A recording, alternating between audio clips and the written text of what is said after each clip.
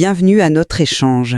Le projet minier de Simandou, ce géant endormi qui abrite le plus grand gisement de fer inexploité au monde, est enfin en train de s'éveiller.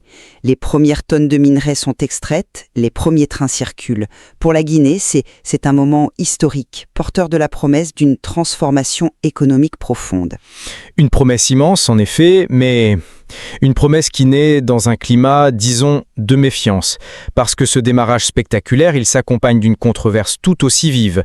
De nombreuses voix, issues de la classe politique comme de la société civile, s'élèvent pour dénoncer ce qu'elle qualifie de flou persistant et réclament avec insistance la publication immédiate des contrats. Ce qui nous place exactement au cœur de la question fondamentale d'aujourd'hui. La stratégie du gouvernement de transition, qui a clairement privilégié la mise en production rapide du gisement, est-ce que c'est une nécessité pragmatique pour enfin concrétiser un projet vital, ou bien est-ce que cette opacité actuelle constitue un pari risqué, susceptible de compromettre les bénéfices à long terme pour le peuple guinéen ? C'est exactement le dilemme.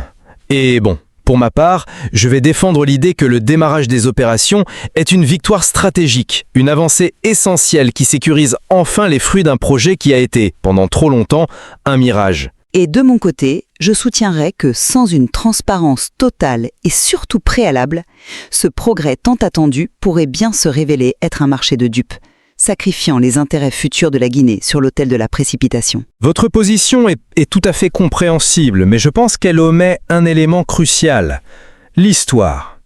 Il faut bien voir d'où l'on vient. La concrétisation du projet Simandou, ce n'est pas juste un succès, c'est une véritable victoire sur des décennies d'inertie, de blocage. Ce que le Premier ministre a appelé un rêve caressé par plusieurs générations était en passe de devenir un scandale géologique, quoi. C'était le symbole de l'incapacité du pays à exploiter ses propres richesses. Ce gouvernement de transition a réussi là où tous les autres ont échoué. Il a réussi à aligner les intérêts de géants mondiaux comme Rio Tinto et le Winning Consortium Simandou. Et ça, ce n'est pas une mince affaire. Donc, le lancement des premières exportations le 11 novembre, ce n'est pas un simple symbole, c'est la rupture d'une sorte de malédiction. L'arrivée du premier train de minerais à Moribaya, ça veut dire que le mécanisme est enclenché, que les revenus vont enfin commencer à irriguer le budget national. On passe de la rhétorique à la réalité. Et puis le gouvernement n'est pas sourd aux critiques. Le Premier ministre Amadou Riba l'a dit, il a assuré que les contrats seraient soumis, en temps voulu, à l'organe législatif. C'est donc la reconnaissance d'une procédure démocratique, mais planifiée pour ne pas torpiller la dynamique en cours. Et il faut voir plus loin Simandou. C'est bien plus qu'une mine. C'est un projet qui structure toute la nation. Le transguinéen va désenclaver des régions entières. Le port en eau profonde va créer un nouveau pôle économique. On parle de milliers d'emplois, de transferts de compétences et d'argent qui rentre directement dans les collectivités. On l'a vu avec la taxe superficiaire payée aux communes de Missira et Koba. Dans ce contexte, critiquer le calendrier de publication, pour moi, c'est sous-estimer le risque immense de voir tout ça, tout ce château de cartes si patiemment construit, s'effondrer à nouveau. La priorité absolue, c'était de démarrer. J'entends parfaitement cet argument de l'urgence et de la pareille, de la victoire sur le passé. C'est un point fort. Mais mon approche est différente. Pour moi, l'opacité qui entoure ces négociations est tout simplement inacceptable dans une démocratie qui se veut moderne. Et elle est surtout dangereuse. Elle mine le bien le plus précieux pour un tel projet, la confiance. La clameur qui monte, les responsables politiques qui dénoncent ce flou, ce n'est pas de l'obstruction. C'est le reflet d'une angoisse légitime face à un processus mené en secret et qui engage le pays pour au moins un demi-siècle. L'histoire de notre continent, hélas, elle regorge de contrats miniers, de contrats pétroliers déséquilibrés, signés dans la hâte, dans le secret, et qui ont enrichi quelques-uns en laissant les peuples sur le bord de la route. Est-ce que la Guinée peut se permettre de répéter ces erreurs ? Moi, je ne crois pas. Le principe même d'une bonne gouvernance, c'est que la transparence doit précéder l'engagement et non pas le suivre. Publier le contrat après le début des exportations, c'est mettre tout le monde devant le fait accompli. Ça transforme la ratification parlementaire en une simple formalité, une chambre d'enregistrement. La redevabilité envers le peuple, ce n'est pas une option, c'est le fondement du contrat social. Le véritable progrès ne se mesure pas seulement en tonnes de minerais, Il se mesure à la justesse, à l'équité des conditions d'exploitation. Et cet empressement, même s'il est paré des meilleures intentions, peut légitimement être perçu comme une manœuvre pour court-circuiter un débat public qui est absolument essentiel. Bon, nos positions sont claires. Allons maintenant au cœur du dilemme. Vous parlez d'opacité, j'y vois une confidentialité stratégique. Le gouvernement n'a jamais dit qu'il ne publierait rien. Au contraire, le Premier ministre a été clair, les contrats passeront devant l'organe législatif. Il s'agit d'une temporisation, pas d'un déni de droit. Dans une négociation de cette ampleur, face à des multinationales qui ont des armées d'avocats, d'experts, un État ne peut pas jouer carte sur table en permanence. C'est stratégique. Maintenir une phase de confidentialité est crucial pour ne pas affaiblir sa propre position, pour préserver ses marges de manœuvre. Révéler chaque clause en temps réel serait une naïveté tactique qui pourrait coûter très très cher. La promesse de soumettre le contrat au CNT qui fait office de Parlement aujourd'hui est pour moi une garantie sérieuse du contrôle démocratique à venir. C'est là où nous divergeons fondamentalement. Pour moi, c'est une inversion complète des priorités démocratiques. Le rôle du CNT, et plus largement du débat public, ce n'est pas d'apposer un tampon sur un accord qui est déjà en application. C'est d'analyser, de critiquer, d'amender et, in fine, de valider les termes avant que l'encre ne soit sèche et que le premier train quitte la mine. Attendre, c'est priver le Parlement de son pouvoir réel. Je veux dire, que se passerait-il si le CNT identifiait une clause profondément préjudiciable pour le pays, par exemple une exonération fiscale de 10 ans jugée excessive, ou des redevances minières anormalement basses? Comment est-ce qu'on renégocie un contrat quand des milliards ont déjà été investis sur le terrain et que les opérations tournent? Ce serait un casse-tête juridique et une crise politique majeure. Le CNT a prouvé qu'il pouvait traiter des sujets complexes comme les nouvelles lois organiques. Il doit pouvoir exercer ce rôle de contrôle en amont sur le contrat le plus important de l'histoire du pays. Le risque d'une clause préjudiciable est une hypothèse, alors que le risque de l'enlisement, lui, c'était une certitude. Votre scénario ignore la balance des risques réels. Le plus grand danger pour la Guinée, ce n'était pas un contrat imparfait, mais l'absence de contrat du tout. Simandou, c'était un serpent de mer. Ce gouvernement a réussi un tour de force diplomatique et commercial. Briser cette dynamique, obtenue après des mois de négociations acharnées, pour un débat public qui aurait pu s'éterniser et être récupéré politiquement, c'était la garantie de voir les partenaires se retirer et le projet retourner dans les limbes pour 10 ans. Le risque de l'inaction était bien plus grand.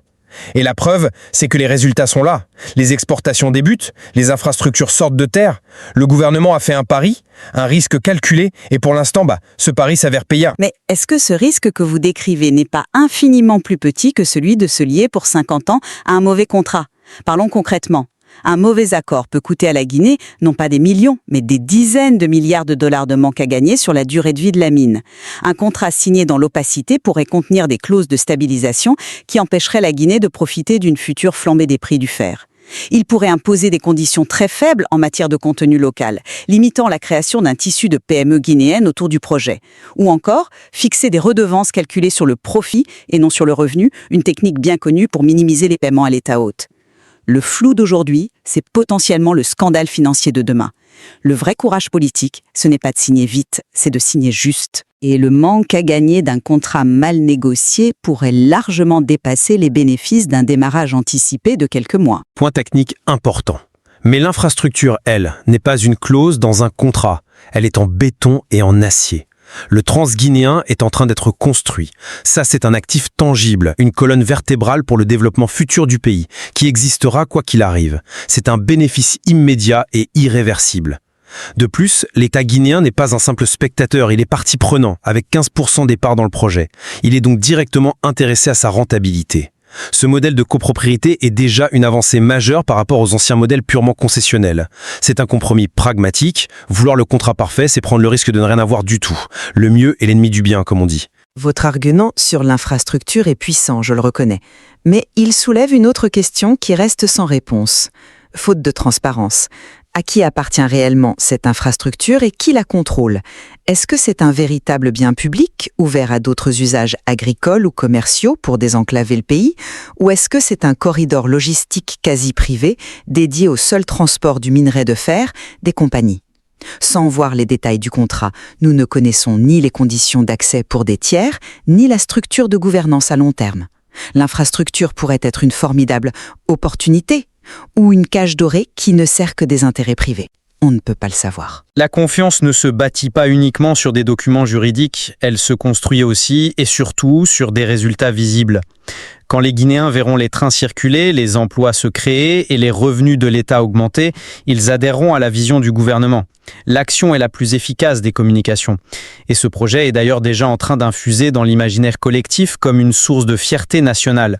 L'exemple le plus frappant, et qui peut sembler anecdotique mais qui est révélateur, c'est celui de la candidate guinéenne à Miss Univers, Tigui Berete, qui a rendu un hommage spectaculaire au projet Simandou à travers son costume national. Cela montre que la population s'approprie déjà le projet bien au-delà des cercles d'experts. C'est une communication par la preuve, par le concret, qui est bien plus parlante pour la majorité des gens qu'un débat technique sur des clauses contractuelles. L'anecdote de Miss Univers est elle est intéressante et elle témoigne d'une fierté nationale, je vous l'accorde. Mais est-ce que la fierté paie les écoles et les hôpitaux? N'est-ce pas un peu un écran de fumée pour masquer le manque d'informations concrètes sur les retombées financières réelles? Pour moi, la confiance se fonde sur la clarté et l'honnêteté, surtout quand il s'agit du patrimoine de la nation. Dissimuler des informations aussi cruciales ne peut que nourrir la suspicion et le cynisme. Et c'est politiquement très risqué. Dans un pays en pleine transition, avec une élection présidentielle en ligne de mire, un tel manque de transparence sur un projet aussi structurant peut devenir un catalyseur de contestation et d'instabilité. Le gouvernement demande, en quelque sorte, un chèque en blanc sur l'avenir du pays. C'est beaucoup demander sans fournir le détail de la transaction. La fierté est une chose, mais la juste rétribution en est une autre, et seule la transparence du contrat peut la garantir. Je pense que vous sous-estimez l'intelligence du gouvernement, qui ne gère pas ce dossier à la légère. Il ne s'agit pas de dissimuler, mais de maîtriser le calendrier de communication. Inonder l'espace public de centaines de pages d'un contrat ultra complexe avant qu'il ne soit totalement finalisé et stabilisé aurait ouvert la porte à toutes les interprétations, à toutes les manipulations politiques. Ça aurait créé de la confusion, du bruit, au détriment d'une analyse sereine. Le Premier ministre a demandé de la patience. C'est une démarche de gestion responsable. Laissons les faits parler d'eux-mêmes, puis le débat démocratique aura lieu sur la base du texte final au sein de l'instance légitime qu'est le CNT. Mais c'est une vision très descendante de la démocratie. L'idée que le peuple ou ses représentants ne seraient pas capables de comprendre la complexité et qu'il faut les protéger de l'information, c'est précisément l'argumentaire qui a été utilisé pendant des décennies pour justifier des accords opaques partout dans le monde. La confiance véritable ne s'obtient pas en demandant aux citoyens de fermer les yeux et d'attendre. Elle se gagne en les traitant comme des partenaires adultes, capables de participer à une décision qui engage leur propre avenir. L'exigence de transparence, ce n'est pas un signe d'immaturité, c'est au contraire le signe d'une citoyenneté qui a mûri et qui réclame à juste titre des comptes. Bon, notre discussion met en lumière ce dilemme classique entre la vitesse d'exécution, qui était ici indispensable pour saisir une fenêtre d'opportunité historique, et le temps long de la délibération démocratique. Je maintiens ma conviction que, dans le cas précis de Simandou, l'action rapide du gouvernement était un impératif stratégique pour briser une inertie de plusieurs décennies et enclencher enfin une dynamique de développement visible pour tous les Guinéens. Les garde-fous démocratiques, bien que différés, sont prévus et le gouvernement s'y est engagé publiquement. Et cet échange confirme que c'est bien la définition même du progrès qui est au cœur de notre désaccord. De mon point de vue, un développement qui se veut juste, équitable et durable ne peut pas, par définition, se construire sur des fondations opaques. L'exigence de transparence n'est pas un frein bureaucratique au développement, elle est la condition sine qua non pour que ce projet historique profite réellement et, sur le très long terme, à l'ensemble du peuple de Guinée et pas seulement à une génération ou à quelques intérêts. Nos deux perspectives montrent bien que le succès de Simandou ne se mesurera pas seulement en tonnes de minerais exportés ou en kilomètres de rails posés. Il sera jugé, peut-être même davantage, à l'aune de sa gouvernance et de sa capacité à générer un développement inclusif. Le débat sur la publication intégrale du contrat reste donc absolument crucial, qu'il ait lieu maintenant ou dans quelques mois. Il appartient donc à chacun de continuer à s'informer, à questionner et à peser les enjeux. Car au-delà des arguments des uns et des autres, c'est l'avenir économique de la Guinée pour les 50 prochaines années qui se joue en ce moment même, dans les clauses d'un contrat que le pays attend toujours de pouvoir lire.